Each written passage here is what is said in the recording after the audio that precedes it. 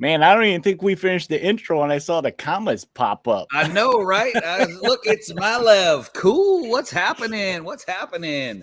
Well, as you can see, invaders, we have 3 little rectangles on the screen today. We have a guest tonight, guys. Welcome to Indie Invasion. Okay, and so here, this is for you, Mac. What did I do? Fastest 40-ish minutes in gaming. Fastest 40-ish minutes in gaming.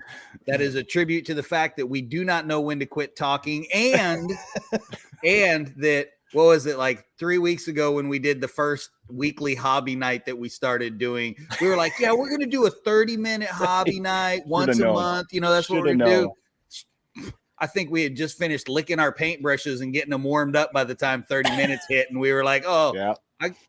We're going to do an hour. We're going to make this an hour. So, okay. So we have Tracy's on there, Tonio, and Clem. What's happening, Clem? Welcome in, guys. Yeah, tonight we have a guest that has many hats, I think, at Black Site Studios. He's only got one hat right now. This is Doug. Say hello. Hi, Doug. Hello, everyone. Doug, so some of your hats here real quick. First, longest employee with BSS, right? Correct. Yep. I was the first employee. Production manager and now game writer. Yes, sir. Welcome in. So what is next? Legendary status? I have no idea. Honestly, I don't know. Where do we go from here? I've peaked. Right. Is there anything left to do? No, I don't. It's like, I'm done. I quit. We're here, boys. Tracy said the good hat's out there with her. So that's true. Yeah. Well, you do have the Black Site shirt on, so you're rocking the Black Site shirt. Yep. And I do love the Black Site shirt, but I mean, I think it should be an Indie Invasion shirt. I'm just throwing that out there. I might have to go with a backpack to Adepticon, Mac. Is that what you're saying? Yeah. Oh, there's our good friend Alder from the other side of the world. Hello, sir. Good morning. There you go. You're going to be getting comments all night from the other side of the house there, Doug. No, all that's left for you. All that's left is for Tracy to take your job. That's right. That's right. She's going to outwork me, push me out of my position. Well, then you can just stay home and play games. Oh yeah, I'm not mad. Yeah, I mean that's what you should do. You should work yourself out of a job. You should train your people up so much that you work yourself out of a job. Right. Absolutely. Now, is the goal to work your wife into the job? I don't know, but it is what it is. If they want to. That's true. If they want to. So, if that's what they're bucking for. Well, we were just talking before we came on, and I just want to let everyone know right now, despite what Doug's area looks like, we are not introducing a new Don't Look Back killer. Yeah. And I know of. It is kind of spooky. It is a little bit big spooky, somber over here. Yeah, I'm just feeling like from behind over by the lamp, something's just gonna pop up and just gonna see like a head. Yeah, appear right here and then go back down into the shadows. It's gonna be the next expansion for Don't Look Back. It's gonna be amazing. Yeah, I can't wait to get that box, that VHS. No, we're here to put Doug just a little bit, Doug, on the hot seat to learn a little bit more about you, and of course talk about your new game, Hametsu. That is right now, you guys. You can go to Black Site's backroom events and pre-order till February 21st, I believe, is what it was. Yes, 3 weeks. And you guys are. Every day I go on it keeps jumping up. You guys don't have enough time to put stretch goals on there, and it's crazy, man. It has blown up way more than we expected. Like it has taken off. I was shocked the first night. I'm watching the first night. You had stretch goals to go to the next day, and you guys smashed through them all. Dude, I got to be honest. I'm not surprised. No, no. And I said this earlier when we were chatting. Is I think that the thing that Black Site did that was so good is they laid such a good groundwork with terrain. I remember getting terrain from Black Site way back and having a piece missing, right? Yep. And it was nothing was ever a big deal to get taken care of. So I'm not surprised because the groundwork that I think from a customer perspective that was laid, I think it made it easy.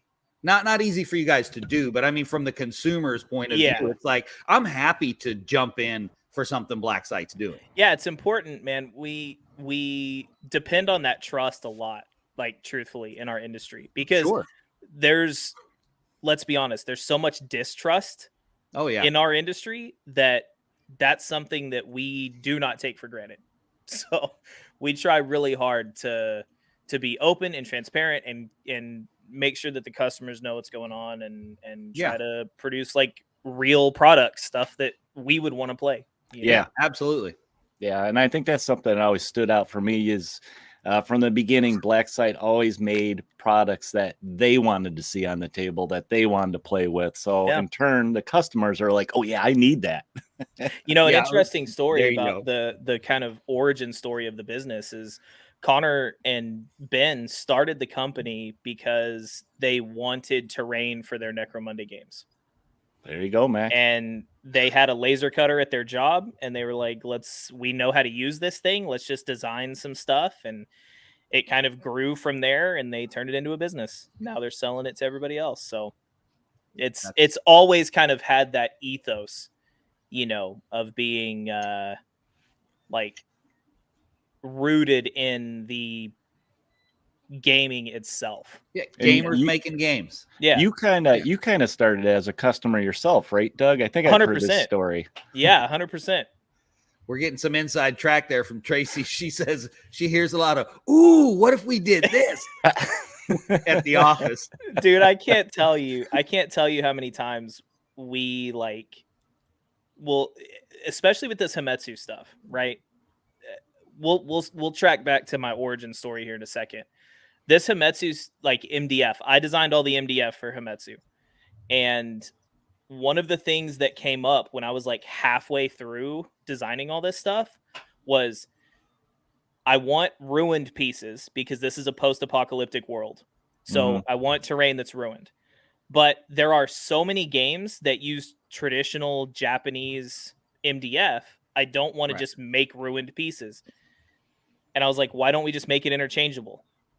I don't know how to do that. I've never seen anybody do it. Let's figure it out. Let's make it interchangeable. And so we did. That's awesome. Because if I'm buying the kit, I want both. So with me buying the kit, I want both. I'm going to make it to where whoever buys the kit gets both. And it literally did not raise the price. I had the conversation with Connor and I was like, look, we've already got this stuff priced out. This was months ago. We've already got this stuff priced out. It's already designed. We've already got it laid out in sheets. If I cannot add any more sheets to this kit, we're not going to change the price because it only alters the cut time by 30, 40 seconds. So we did it. We managed to get them in there and it not alter the price at all. And you get both versions. And that's cool. That's like the idea behind the way we try to design things is like, how would we want to get it if we bought it? Yeah. Right. So, Eric, take it away, Chief. Shall we start the hot seat? Hot seat. Let's go. I'm ready. Right. I got my on fire. So we got super hard questions. Super hard. We always start off with this one to get to know our guests. I love it. And it's a simple question, I think. But how did you get started in the world of gaming, Doug? What was your gateway game? And me and Mac have a running tab of this one to see. Okay. Yeah, we got a high average for the same answer. Okay. It's probably the same one that I'm about to say because I think this is most people's first experience into wargaming. I was like 13 or 14 and my dad took me into a local game store in Amarillo, Texas. And we were looking at models. My dad didn't make car models and they had car models in this specific shop. So we were looking at those. And I heard a whole bunch of people yelling in the back of the store. We went back there, and there's guys just rolling buckets of dice on a 40K table. And I was sold, man. I was like, I'm like a kid. I play with toys. I have little toy soldiers at home, but they're like actually fighting each other, and they have rules, and they're like moving tanks, and they're rolling dice. Bro, this is so cool. Yeah, it was love at first sight. You were it was definitely 40K. And I still am like, I'm not a 40K fanboy, but I love 40K. I still do. I'm the same way. I don't play any of it, but the lore, I love it's incredible. The universe that they've created. I absolutely love it. 100%. And I mean, let's be honest, like Games Workshop plastic kits are cream of the crop. Oh yeah. I have never put together a better kit from anywhere than a Games Workshop plastic kit. You're paying for it, but man, there's such a joy to put together. And really, they paved the way for everybody else. 100%. I mean, the industry wouldn't be where it is without them. Love them or hate them, it's a reality. You know. Yep. Facts don't care about your feelings, right? Facts don't care about your feelings. We're doing an escalation league at work right now for 9th edition because Connor and Ben had never like had a fully painted Warhammer army. And I was like, guys, we're in this industry. You own a company that does this. Like, we have to do it. You have to be able to go into your office and have a fully painted 40K army on your shelf. Like, that's a requirement. Yeah. So we're actually like really close to playing our first game at 500 points. We'll start that next month. So yeah, it's super cool. Outstanding. Cool. So I'm guessing that your answer to the next question is likely going to be the same, but we'll throw it out there anyway. What was, so you get into the gaming world, you start playing stuff regularly. What was your go-to game? What was the game? I mean, it was your sweet spot. That's a tough one, man, because 40K has always kind of been more about the hobby for me. Like, I like the game, but let's be honest, the rules of 40K are definitely like the weak spot of that entire line. No. Yeah. No. Well, like 4th edition rules were not good, which was when I was playing. I think Clem and I shall refrain from commenting on editions. It's a combination of that and me being too young to truly like comprehend a giant rule set like 40K. Sure. So I played a ton of 40K and then stopped miniatures altogether for a number of years, sold all my armies to pay bills, did a whole bunch of stuff, and then got back into it in like 2017, somewhere around there, with like skirmish games. And like I discovered skirmish games. I was like, oh my God, I don't have to paint an entire army. And that was my go-to game at that point, was between Last Days, which was one of my favorite games, and Zone Raiders, which was one of my other favorite games. Okay. But those were kind of the two that my wife and I played the most of the miniatures games that we'd played before, like we really dove headfirst into Black Site. Gotcha. I gotta go with Malev on this one. When I was playing, man, fourth edition was, if I'm gonna play, I'm either going back to Rogue Trader or I'm going to 4th edition. I'm gonna go back to Rogue Trader just to inflict pain on myself. But I'm down with 4th edition. So if you weren't on the other coast, we would have to get together and play. I will say I am looking forward to 10th and seeing what they do. I am interested to see what changes they've made. I feel like 9th was a move in the right direction. So I hope that more of a push. Yeah. I think 1-page rules is really showing them like your giant bloated rule set is not what people want to play. Yeah. Like even for tournament games. Yeah. Look at Kings of War. It's like 3 pages and it's a tournament game and it's tight. It's like people don't want to play these giant rule sets anymore. It was like last week when you commented in the live stream about Zone Raiders. Yeah. So to hear you say that is really cool, because that exact rule bloat thing, that's the same kind of thing that Zone Raiders was to Infinity. Infinity was so bloated, and Zone Raiders was like, boom, here it is. It's simple. All right, Clem, I'm going to give you this one, buddy. You got to try Zinvaded for Clem. Got to check it out. Okay, we'll do. Pretty cool concept. So, all right. So I'm hearing Last Days, Zone Raiders. Yep. That's cool. Man, we are getting old, Eric. You're getting old. Zone Raiders, man. This is your go-to. Okay, anyway, go on to the next. I mean, I only really truthfully started playing like 6 years ago. Okay. Because my experience up until that point was only 40K for like 4 or 5 years. And then I took a long hiatus. And then it was like, I just discovered skirmish games right around the time that Zone. Yeah, that's about when skirmish games kind of blew up at that time. Yeah. So that's just my experience with it, Such a good game too, isn't it? It really is. Yeah. Really good game.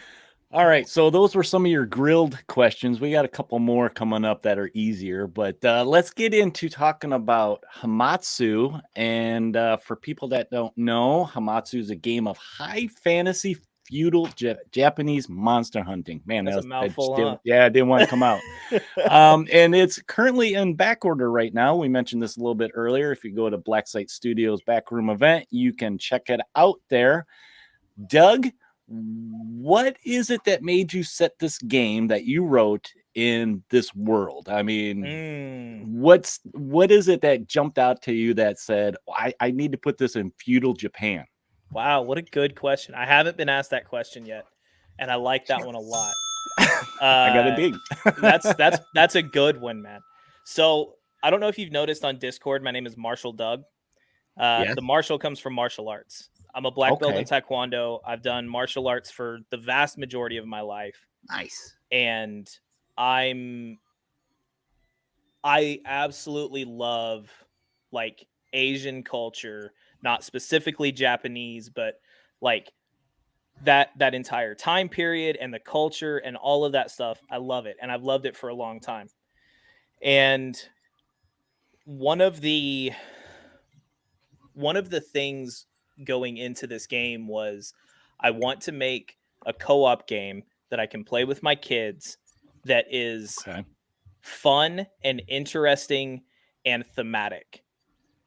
So when you're thinking about getting your kids involved, you automatically go to like, okay, let's do fantasy, right? And we kind of like knights and goblins and dragons. Right, yeah. And you're like, that's so oversaturated. And then you think, okay, what if we do like space? Well, that's kind of saturated too. Like there's sci-fi stuff everywhere. And one day, it's funny, I showed one of my coworkers the note the other day. I still have the note on my phone where I put a note in that said, feudal Japan ninja game where you assassinate shoguns. And that was like the original concept where I'd been mulling over this game. And I was like, man, how cool would it be to just play it like as a bunch of ninjas and you have to like sneak in and perform this assassination mission? I thought that was so cool.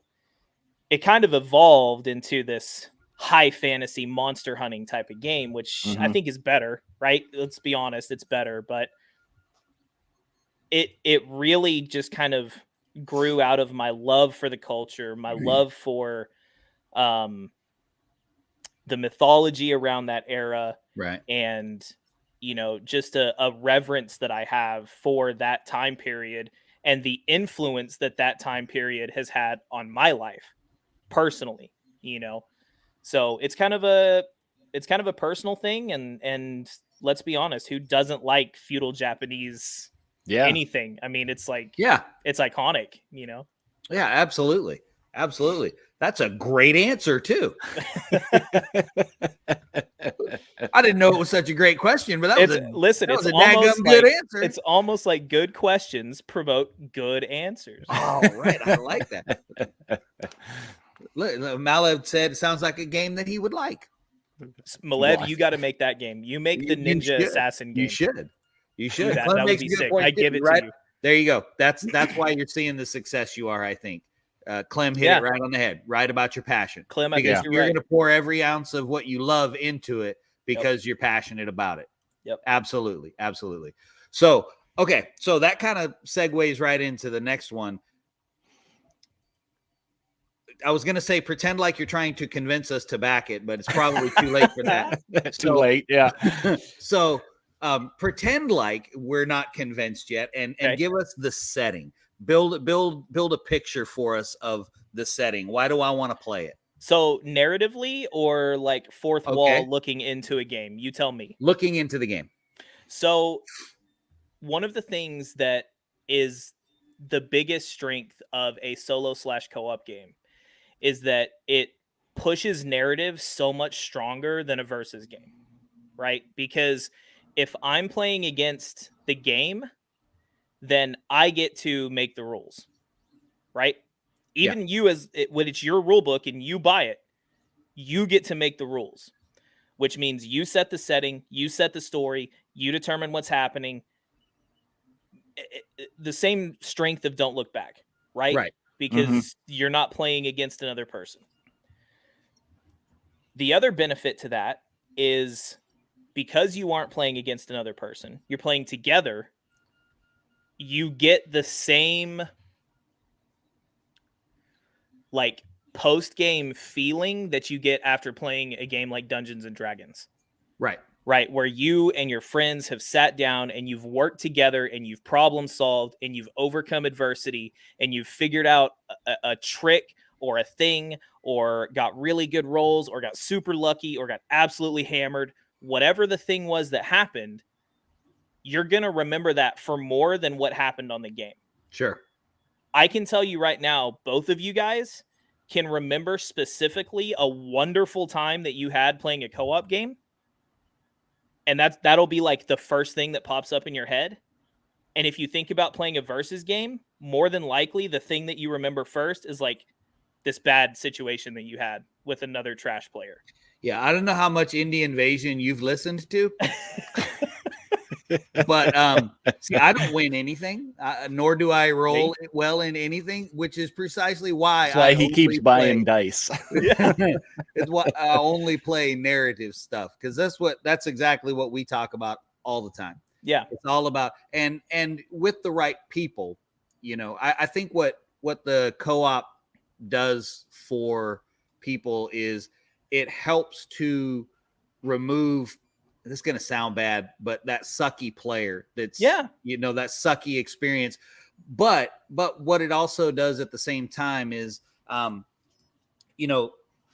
you're playing narrative driven, then the rules become a little less important. Clem's right there with me. He's saying story trumps rules. Facts. And when you're doing that, and the point being is it's a lot easier to do that when you're on the same side. I've said this for a long time. I think Zombicide did a really good job of that when they came out of you're doing the same thing, you're going the same way, everybody's headed the same direction, and that's such a cool thing. What's the story you can tell along the way? Right. And it's the idea that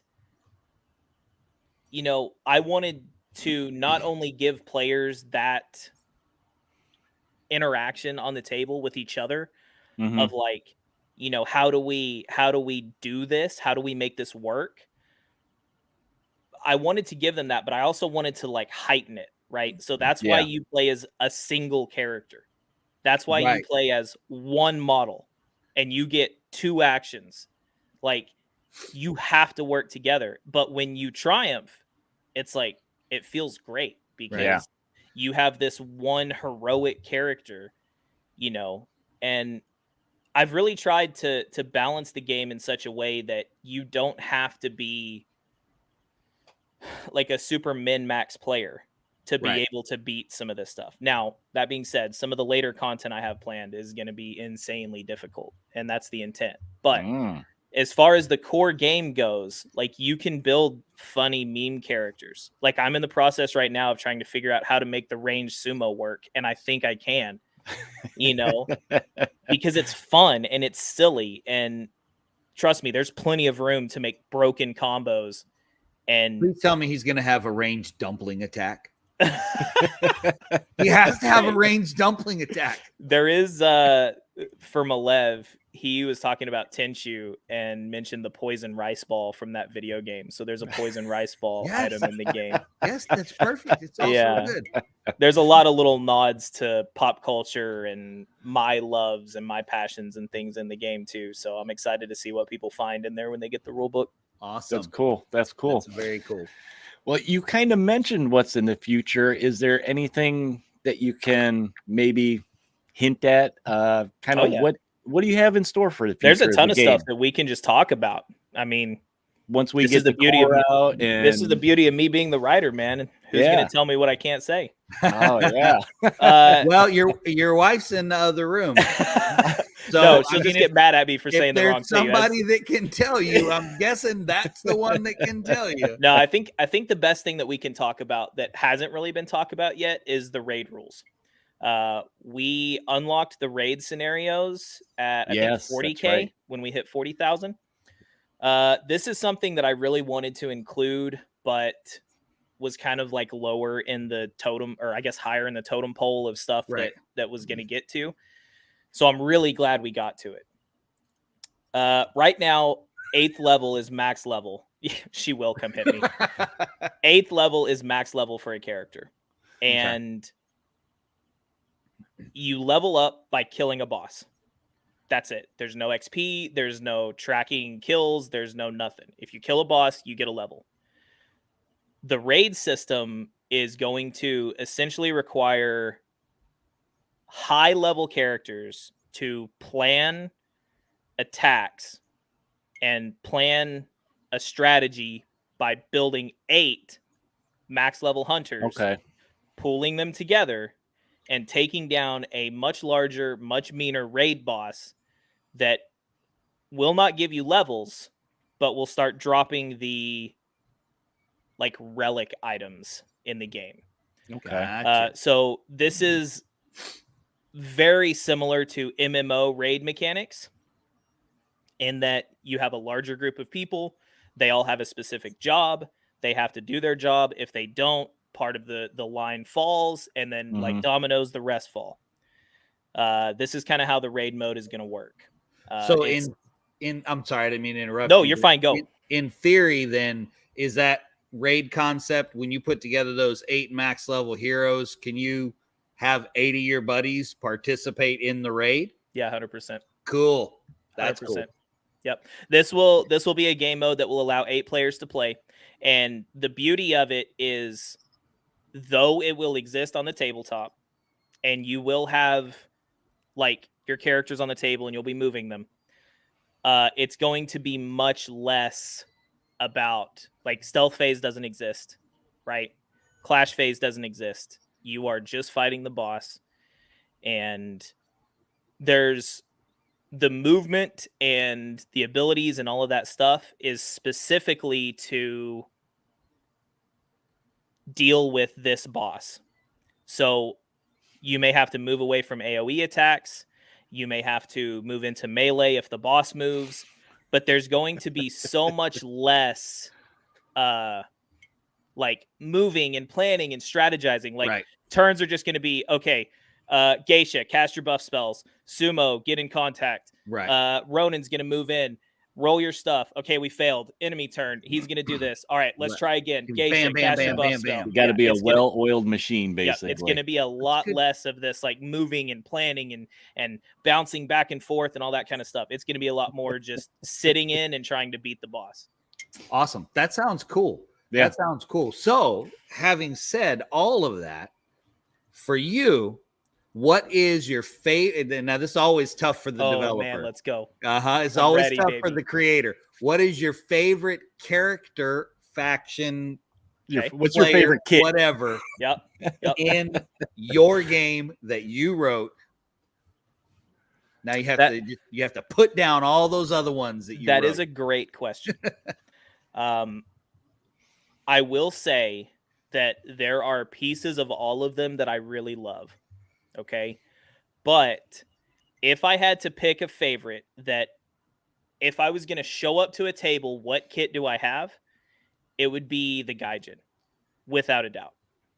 Okay. He is probably my go-to character. And is that because that's you? No, the reason why is because with that character, you basically flip the on switch for any other party members. That the Gaijin built correctly will not deal hardly any damage, but he will be able to tank every small enemy on the table and allow the other characters to kind of do what they want to do on the table during the stealth and clash phase. Gotcha. He's not super good against bosses. He can tank bosses, but he's really designed to be outnumbered and just piled on by Oni. Just take it. Yeah, and I think there's something so fun and so interesting about that. And he has such cool abilities that make him like flavorful to play in that. You know, he can deflect enemy attacks into other enemies. He gets bonus resilience the more enemies are on him. He gets an ability to where he can move through enemy bases at one point, so he can just step behind people and get critical attacks on them while he's like in this puddle of Oni. He's a blast. He's super fun to play. Cool. His catchphrase is going to be the "Come at me, bro." It is. It really is. Yeah. No, seriously, all of you, come at me. I need you to be effective. That is one of those classes that will be instrumental in some content, right? Because some of the additional content that we have planned for later on, like you're going to have specific classes for that stuff. And if you don't, you're going to really struggle because you just have to have it. Which in and of itself too, like once you've played all of those scenarios farther down the road, that in itself becomes a challenge because then you go at it without them because you've already beaten it just to see if you can do it. Just to see. Yeah, exactly. Right. Part of let me say this. And y'all will like this answer. I don't think I've said this anywhere yet. The game started, as far as game design goes, the game started by writing characters and abilities. That was the first thing that got written on paper, was characters and abilities. Okay. I wanted certain characters to do certain things on the table, and I wrote rules that would enable them to do that. There wasn't like a framework of a game, and then I took some characters and added it to it. I had ideas for like how I wanted the Ronin to play, how I wanted the Bunraku to play, how I wanted the Onmyoji to play. And I was like, okay, well, I want them to be able to do this thing. So how do we make that happen in the game? Yeah, let's build the world then. Right? Yeah. And so when it comes to character building, like that's where the meat of the game is in building the different characters. And that's where we're going to continue to dump content moving forward in the future, is in new characters, new schools, new abilities, new equipment, new items, new armor, all of that stuff that, you know, you can get these things and build different characters, get hybrid builds, get all of this stuff that's available and just play with it like almost like it's a deck builder, right? You're just like swapping out a card and putting in another card. What happens if I pull this ability from my character sheet and put this one on? What happens if I take this sword off and put this one in? You know, there's a lot of meat there for the people that really want to min-max, and there's a lot there for people that want flavor. So it totally brings me back to sitting around way back and just you're sitting making D&D characters. Just making different versions of the same character, just swapping out stuff. And right now you get a little tiny person to go with it. Yeah. And you put in, and where do you put him, Doug? Do you put him in your pile of opportunity? Your pile of opportunity. There you go. There's no piles of shame around here, just piles of opportunity. That's right. That's how we roll, man. That's how we roll. All right. So, Doug, what games do you currently play when you're not play testing? Ooh, that's a good question. Man, I've been play testing so much. We've been like heavy play testing since probably September of last year. I mean, it could be tic-tac-toe. It's all right. Yeah. So I guess let me say this. My main hobby, probably outside of miniature gaming, would be video games. Okay. So most of my free time goes into playing video games when I'm not playtesting Hametsu. Otherwise, I feel like there was something that we played recently that's just like escaping me. We got some of the Western rules that we haven't got to play yet. So that's something I'm looking forward to. I bought like the Earp Brothers from Knuckle Duster. I'm really excited to get those painted up. Been wanting to play some of that. Honestly, most of what I've been playing up until we started doing Hametsu, this is going to sound awful. Up until we started playtesting Hametsu, I was playtesting Yafsiga for that launch. Okay. That's okay. And then between the Yafsiga launch and Hametsu, and then before the Yafsiga launch, I was playtesting Breacher, which is another game we're releasing hopefully this year. Oh yes, we know. And we've been talking to Matt. Yeah. So, and both of those games I absolutely love. That's not me. That's me as a consumer, not as an employee. Yafsiga is the best like lunch hour game I've played. Sit down, roll it, play it, it's done. Like it's so simple. And Breacher is like, if Don't Look Back is the horror movie game, Breacher is the action movie game.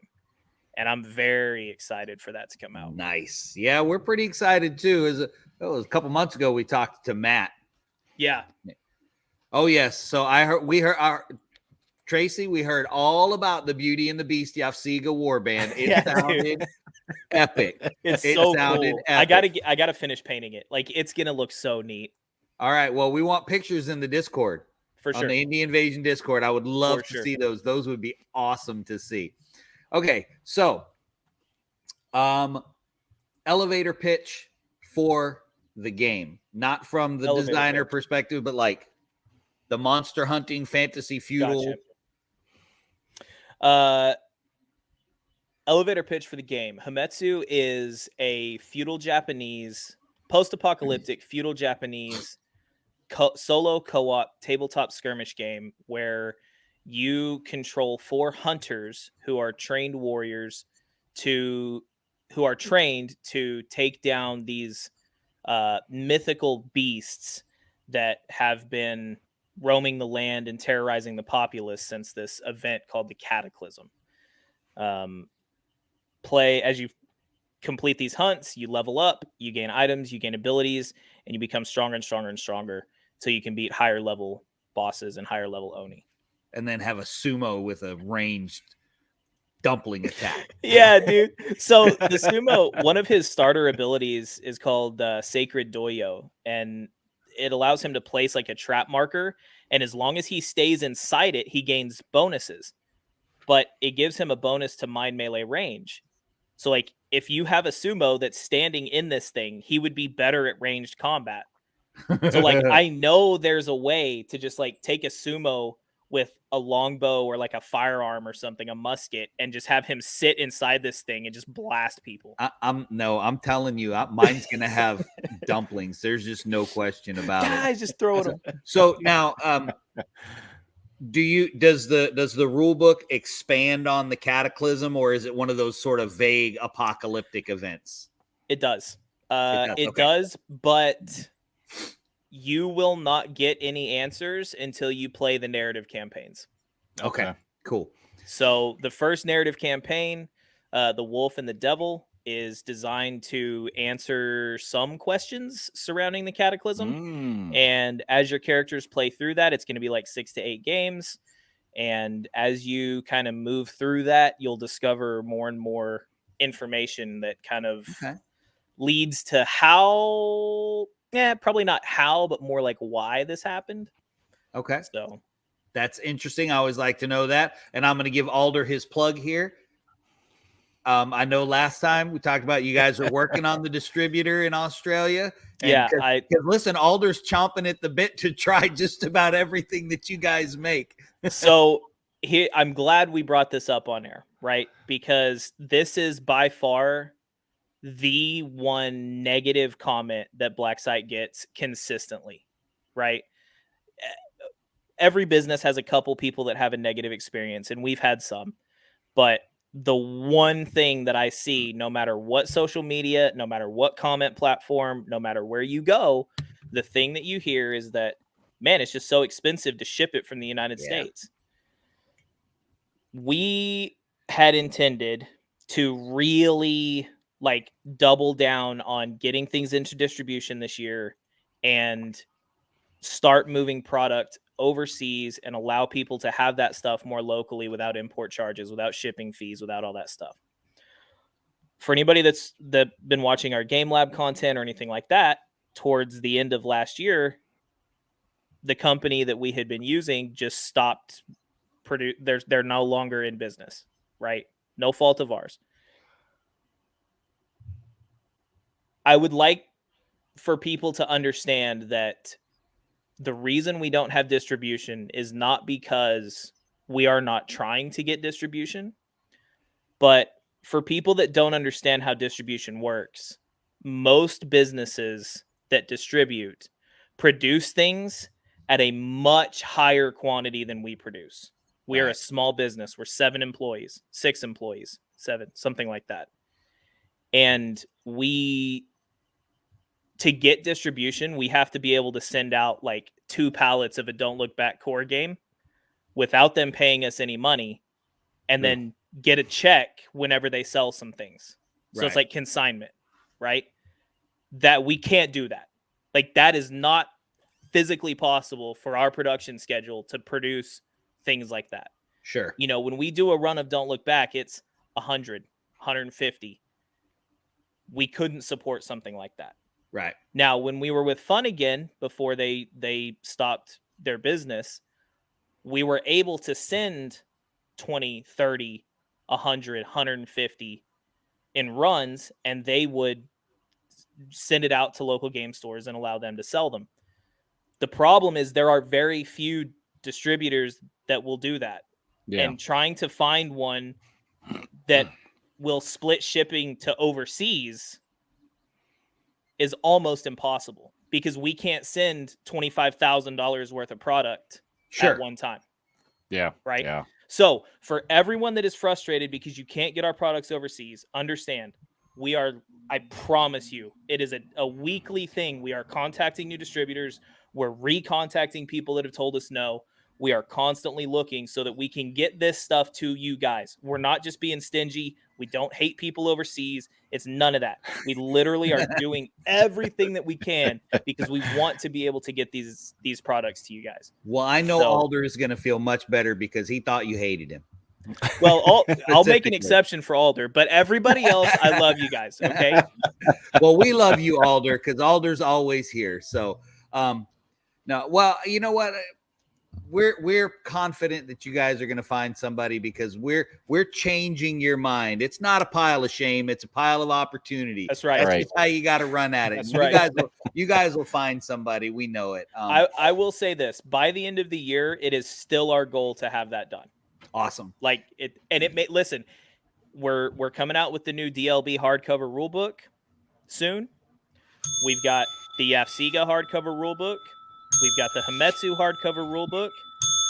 I hate saying it. It may only be core rulebooks that we can get overseas, but we can send those 500, 600, 700 at a time. Right. Right. Because we can just buy a run of them and then send them out. Yeah. So we will have something. We are going to do our very level best to have something in distribution for you guys so that you can play these games this year. That's the goal. Awesome. That is awesome. Eric, How about we give Clem's question for the last one? Let's do it. Yeah. You click. We double click it again. Hands off. All right. So Clem's asking, is there an underlining game style to all Black Sight's systems? Oh, man, you're going to make me talk about it, huh?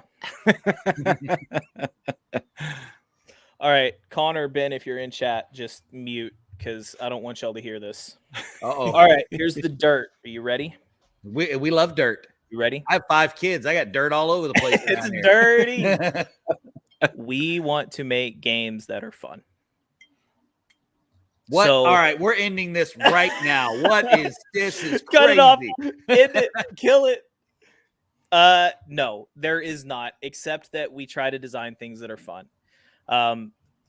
If you notice, like he's probably like referring to Violent Dark and Don't Look Back. So Violent Dark and Don't Look Back are what 40K is to Kill Team. Okay, in that if you played 40K and then you played Kill Team, you'd be like, yo, this is the same game. Mm-hmm. Truthfully, it isn't. It's very different and right. Operates differently, but it definitely exists in the same family as 40K. Oh, definitely. Right? So Matt wrote Violent Dark and he wrote Don't Look Back, and they both share a similar approach to how the game works, right? But if you look at Violent Dark and then look at Yafsiga, they literally share nothing in common. Right. There's nothing in common between the two games. So I would say that it's possible that those two games exist in a similar universe, but all of the other games are pretty significantly different. I mean, it all come down to writers too. Like, Ben wrote Lunar, and so it exists kind of on its own. Matt's games exist fairly close together, but even then, like Regime Rumble is way different than the other two. Right. And Breacher is even further past that. it exists in a whole world of its own. So I think one theme I've always found with games that Blacksite puts out is the thematic side of it. For sure. You know, the almost, I want to say, RPG like narrative storytelling. Regardless of what the mechanics are and stuff like that, all the games you're telling some kind of story. Yeah. Mm-hmm. Which is what always draws me into a lot of games is what are the stories. So you get attached to those little guys and you don't want to see them die. For sure. But I would say thematically Violent Dark, you want to see them die. Oh yeah, dude. Yeah. We're eating all the crew members. I would say thematically the games do all share that like narrative component, right? Because I think that's what we like to play. And even at the office when we played Necromunda or whatever, like Ben and Connor both play all of their characters according to their characters' personalities, not according to how the game should be played. Like Ben's Goliaths just jump off of stuff. It doesn't matter if they're going to get hurt or die or go down or whatever. It doesn't matter. Like he's jumping on that dude's head without a doubt. Oh, absolutely. That's how you got to play it. Yeah. And so that's obviously where our passion for gaming is these crazy, beer pretzel games where you can sit down with your friends and have fun. I will say that there is a good chance we will have a game coming out next year, maybe this year, that will completely break that mold. So be ready for that. That'll be fun. Cool. Not breaking the mold of fun, though, right? Depends on your version of fun.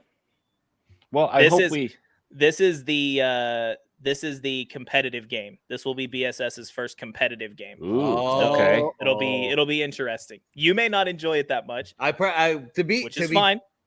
That's perfectly fair. Probably won't. Not fun, a competitive player. It's going to be fun, right? I can make it fun, even if it's competitive. I can make it fun. I change everything. Well, I hope they answered your question, Clem, there a little bit. But guys, we're over our 40-ish minutes. See what happens when you change the thing? It's supposed to be the fastest 30 minutes in Wargaming, and you change it to 40-ish, and you're like, not really, more like 50-ish. I do kind of ramble. Oh, well, you are in fine company, sir. You fit right in. You get 3 of us, man. It's dangerous. Oh, you should have seen during COVID when we would have 4 or 5 people on here. Be like, hey guys, listen, it's been 6 hours. I got to go fix dinner for my family. I got to go. I've got to get up for work in like an hour. Okay. We got to calm this down a little bit. Exactly. Well, that's going to about wrap it up. Doug, tell everybody where they can find Hametsu. I did mention it till February 21st, but and I kind of got it tickering there. But for guys that are listening to the audio, where can they find this? So blacksitestudio.com. As soon as you go, you'll see a beautiful banner there of the core rule book. Hametsu says available now. You just click that and it'll take you to the backroom page. Shows all the different tiers, all the different add-ons, all of our stretch goals, all that kind of stuff. So I'll put a link in our show notes where you guys kind of have a little intro page so you can read a little bit about the background of the game. And then, if you guys want to learn a little bit more, then you can just go right to the back room and click one of the 3 tiers and you're all set. Unlock something else. That's right. All right, you got the banners, sir? Get those banners. Yeah, let me get the banners. All right, invaders. First of all, Doug, thanks so much for taking time out of your schedule, your busy playtesting schedule, to join us. Thank you guys for having me on. Man, we love it. Thank you so much for coming. We certainly appreciate it. And don't forget, guys, you can catch us every Thursday night on our live stream, talking about who knows what. You never know. Who knows what we're going to talk about. We're coming up on 100, Mac. On 100. Oh, yeah, we are coming up on 100 live streams. Yeah. And I think we're over 10,000 downloads on Podbean. So that's kind of cool, too. Yeah. Congrats. Making the big bucks off that, getting like 3 cents. That's right. Hey, Got two to rub together now, at least. There you go. Don't forget to follow us, like, smash the button, whatever button it is on whatever social media platform. Do that for us, please.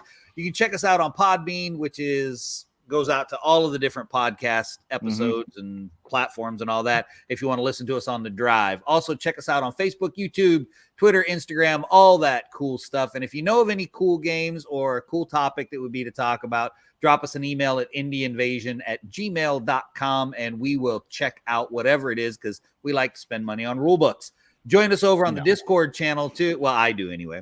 Join us over on the Discord channel. We're always posting stuff that we're working on and that lots of the folks in the Discord channel are working on. So check us out there. You can also, if you're interested, we have a Patreon page. You can check us out on the Patreon as well. We don't really do anything special over there, but that's okay too. We don't mind, because our favorite place in the world is redbubble.com, where you can get all your Indie Invasion merch. You can get hoodies, hats, and I'm still waiting for a picture of Spaz in an Indie Invasion miniskirt. I expect that soon, Spaz. I know you'll listen to this later, so I might have to just send him one. Think. Yeah, we might just have to do that. We might have to do that. So with that is all we have for tonight, guys. Again, thank you, Doug, for joining us. Guys, get over to the Black Site website, to the back room, and check out Hametsu, which is it looks super cool, and the models look really awesome. And who doesn't want a sumo throwing dumplings? I do. I know I do. So that's probably going to be the thing that draws me in. But until next week, guys, when you're out there playing your games, having a good time, and going to Black Site Studios so that you can back the Backroom project, don't forget to prepare yourself for the invasion.